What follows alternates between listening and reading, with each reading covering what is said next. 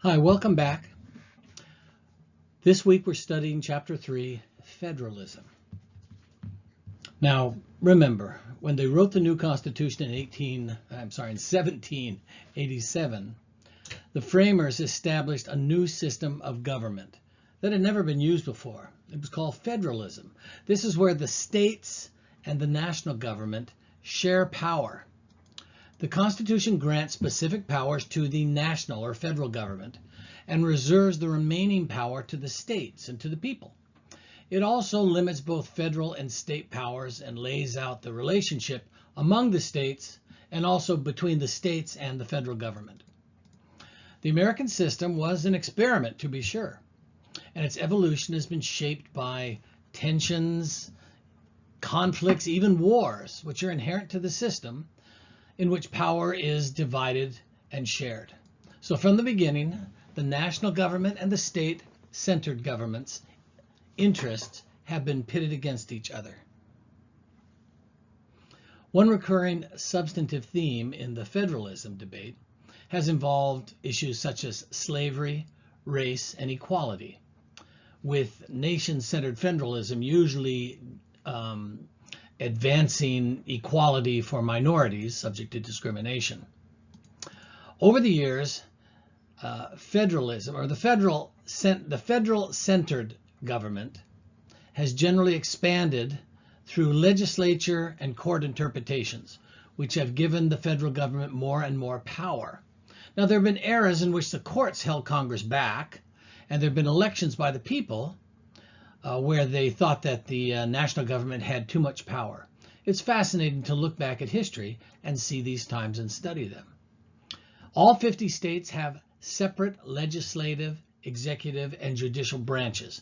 They look similar to the federal government, which has these three branches, co-equal branches of government. We also have local government, but they have their own organizational options. The structure of the federal system has a profound effect on public policy. For example, it allows states to learn from each other, but sometimes forces them into competition with each other. The federal system also allows for vast disparities among the states, particularly in things like elementary and secondary education. Benefits of federalism include multiple ways to influence different countries, different states, and different organizations. They also allow for methods of direct democracy, such as initiatives and the referendum that we see here in California, also for recall elections.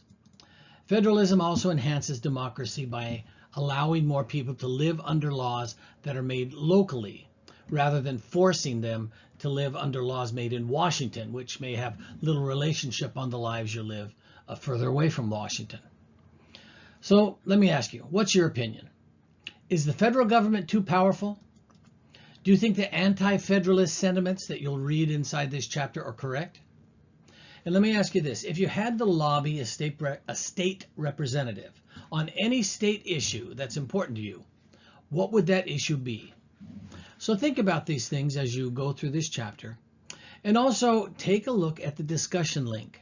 I'm asking you to respond to a question I'm asking you about federalism and the Constitution. Please take time to respond. Now, there's no grade points that are assigned to the discussion link, and there's no wrong answer, because what I'm asking you for is your opinion.